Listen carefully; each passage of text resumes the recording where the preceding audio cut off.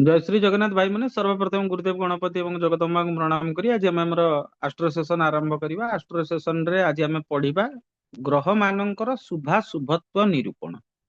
आमे जातक पारिजात पढ़ुचे एवं जातक पारिजात अनुଯାयी आम एटा जेहेतु गोटे ओल्ड क्लासिक से ओल्ड क्लासिक हिसाब से आम जानिबा जे आज ग्रह को ग्रह माने शुभ को ग्रह माने किभଳି भाबरे नैसर्गिक कैरेक्टरिस्टिक्स माने जणे लोक जेमती निआर नैसर्गिक कैरेक्टरिस्टिक्स हैला कि सीए जळेइब उत्ताप दब।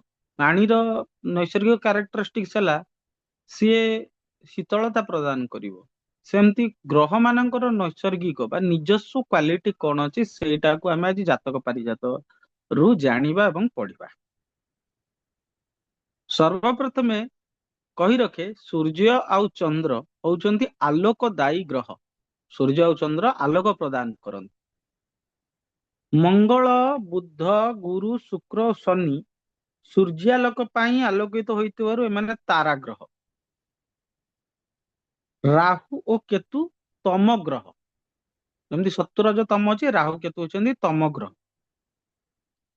चंद्र बुध बृहस्पति और शुक्र होचंती शुभ ग्रह नैसर्गिक शुभ ग्रह। क्षीण चंद्र रवि मंगल शनि राहु और केतु पाप ग्रह। ठीक अछि एमाने पाप फल प्रदान करते। अन्य क्लासिक्स रे रवि को पाप ग्रह बोली कुआ जायनि से तांको क्रूर ग्रह बोली कुआ जायछि किंतु जातक पारिजात रे रवि को मध्य पाप ग्रह रे इनक्लूड करा जायछि। किंतु जदि मते पचरा दियो मोर मत हिसाब रे रवि पाप ग्रह नुहंती रवि क्रूर ग्रह। किंतु जातक पारिजात ओल्ड क्लासिक हिसाब रे आमे पढुचे तेणु आमे बही हिसाब रे ही जिबा। तो पाप ग्रह युक्त बुध मध्य पाप ग्रह माने जदि बुध क्षीण चंद्र सहित युक्त हेले रवि सहित युक्त हेले मंगल सहित युक्त हेले शनि सहित युक्त हेले राहु और केतु सहित युक्त हेले तले बुध पाप ग्रह बोली जना जिवे। कारण बुध जो ग्रह सहित रहंती प्राय से भलिया फल दियंती। तेणु एइठी आसिला कथा जदि बुधादित्य जोग होला तले बुध जदि सूर्य सहित रहिले जातक पारिजात हिसाब रे रवि होउचंती पाप ग्रह ताले बुधादित्य जोगटा भी भल से फलित हबनी सेटा भी पाप फल प्रदान करिवो। मो कथाटा बुझंतु। ठीक अछि तेणु ओल्ड क्लासिक जा लिखिचे हमें पढ़िबा किंतु समय अनुसार तार स्थान काल पात्र अनुसार तार फलादेश मध्य चेंज हब।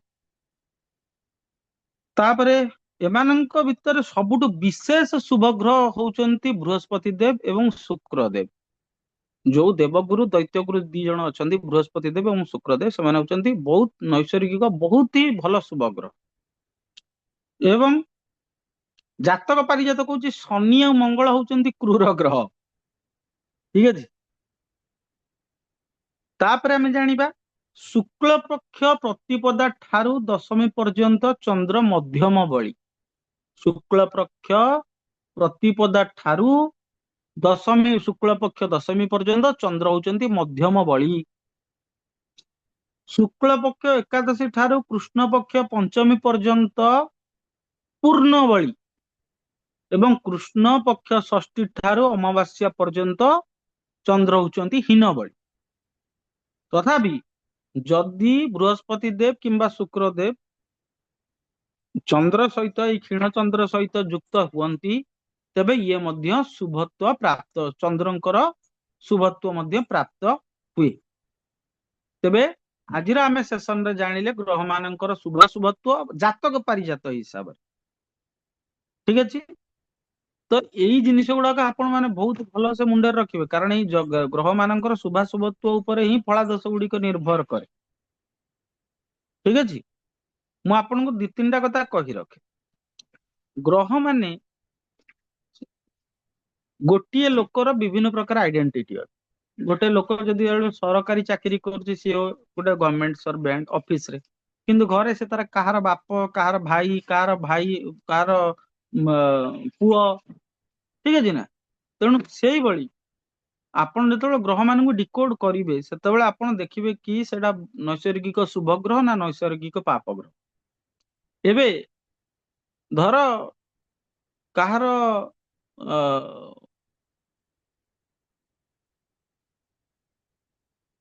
ଶୁକ୍ରଙ୍କର ଲଗ୍ନର କୁଣ୍ଡଳୀ ମିଳିଗଲା। ସେଇଠି ଆପଣ ଯଦି କହିବେ ବୃହସ୍ପତି ଦେବ ପଜିଟିଭଲି ଆକ୍ଟ କରିବ, ସେଟା କେବେ ବି ହେଇପାରିବନି।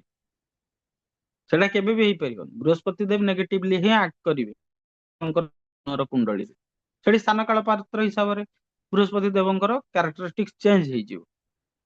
ହଁ, କଣ ନା ଯୋଉମାନେ ନୈସର୍ଗିକ ଶୁଭଗ୍ରହ ହୋଇଥାନ୍ତି ସେମାନେ ସ୍ଥାନ କାଳ ପାତ୍ର ହିସାବରେ ପାପୀ ହେଲେ ମଧ୍ୟ ତାଙ୍କର ଶୁଭତ୍ୱ ସମ୍ପୂର୍ଣ୍ଣ ଭାବରେ ସେ ଛାଡି ଦେଇ ନଥାନ୍ତି।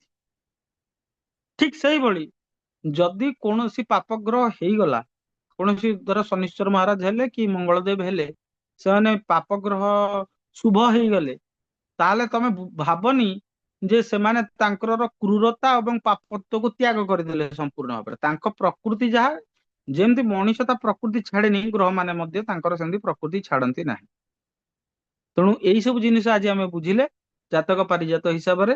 ଏଇଟା ଗୋଟେ ନର୍ମାଲ ବେସିକ୍ସ ଥିଲା, ୟାରି ଉପରେ ହିଁ ବହୁତ କିଛି ଜିନିଷ ନିର୍ଭର କରିବ। ଆଜିର ସେସନ ପାଇଁ ଏତିକି। ସମସ୍ତଙ୍କୁ ଜୟ ଶ୍ରୀ ଜଗନ୍ନାଥ।